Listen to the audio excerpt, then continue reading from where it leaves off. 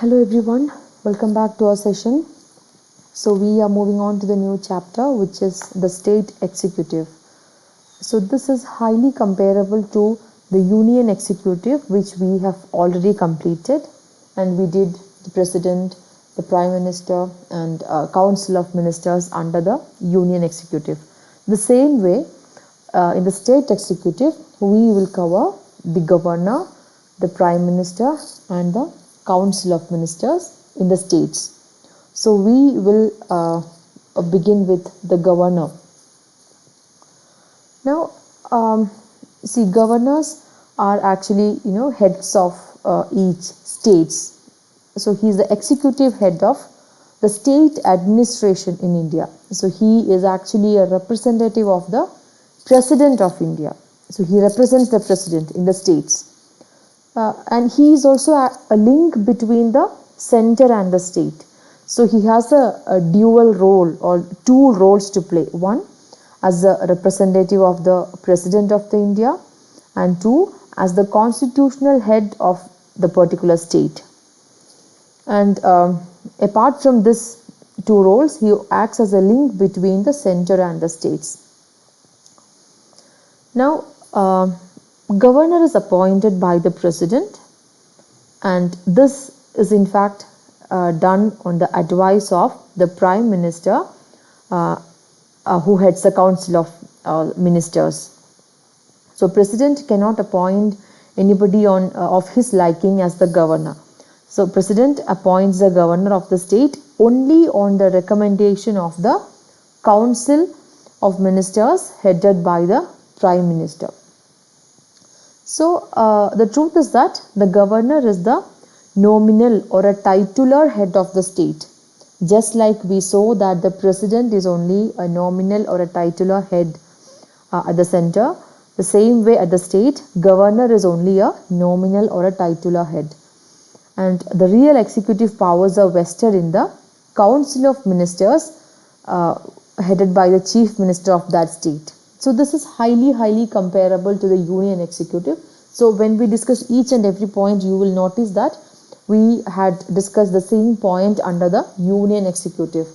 So this will make your understanding of this particular chapter very easy. Now moving on to the qualifications and term of the governor. As you can expect, the first and the foremost qualification is that he must be a citizen of India, and he has to have at least 35 years of age, and he should not be holding any office of profit. You know what an office of profit is: something that earns him an income or money, something out of which he derives a profit. So he should not hold any office of profit under the center, state or local governments or any other public authority which is controlled by the government. And importantly, governor shall not be a member of either house of the parliament or of a house of any of the state legislatures. So he should not be a member of either the Lok Sabha, Rajya Sabha or the state assemblies. If he is a member, he must resign his membership before assuming the office. And finally, he should not be an insolvent or a bankrupt. So we have a convention which we have established with regard to the appointment of a governor. So the first thing is that he must be an acceptable personality of the state where he is to be appointed. And second, he must not belong to the state where he is appointed. So you must have noticed, we never have someone belonging to our own state as our governor. So we always have somebody from other state as our governor, as the governor of our state. So this is a convention that we have been following. Now coming to the term of office of the governor. See, governor is appointed by the president for a period of 5 years from the date on which he enters upon his office. but until the successor enters the office, he can continue. But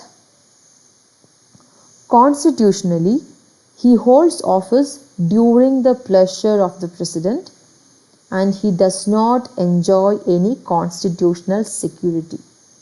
So he does not have a security of tenure. So he holds office for 5 years, provided he enjoys the pleasure of the president. Now, president also has the power to transfer him to any other state, or the same person can be appointed as a governor of 2 or more states. So that is the power of the president.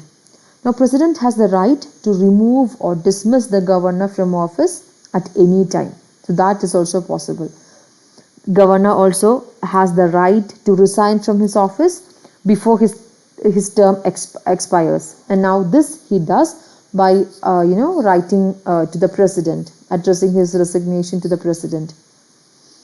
And regarding the reappointment of the governor, yes, he or she is eligible for reappointment, and if the office of the governor falls vacant, the Chief Justice of the concerned state high court will act as the governor till the new governor takes charge. So in case maybe of sudden death or something else, or maybe a sudden resignation, so in such cases, if a vacancy arises, so till the new governor assumes charge, the Chief Justice of the concerned state high court will be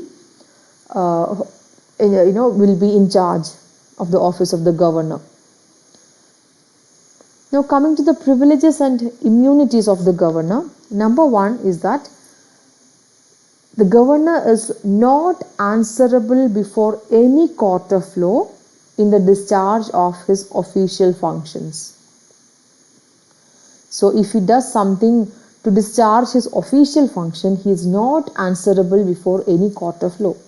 Number 2, no civil or criminal proceedings can be charged against him in any court during his term of office. So while he is in office, you cannot initiate a civil or a criminal proceedings against him.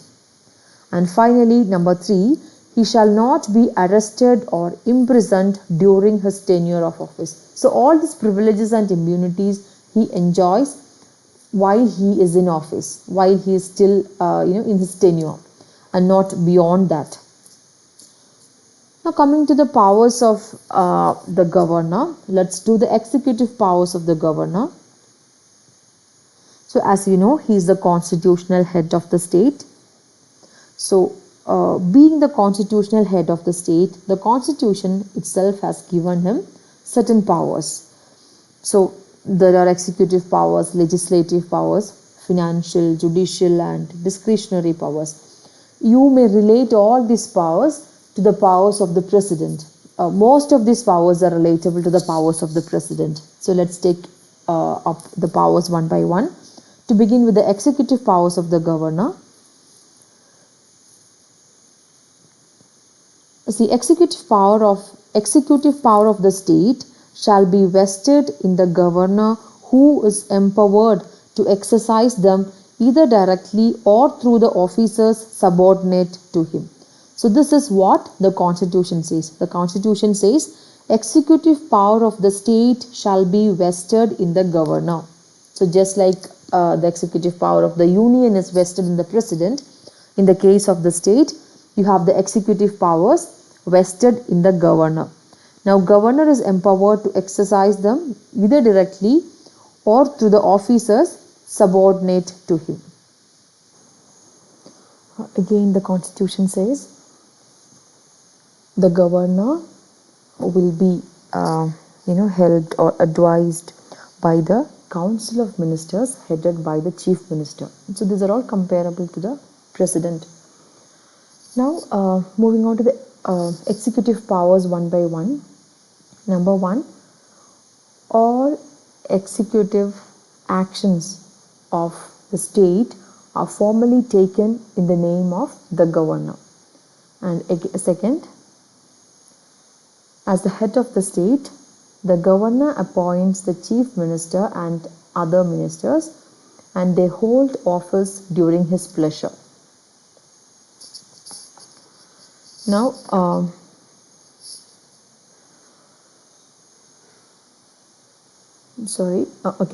moving on, continuing with the second point.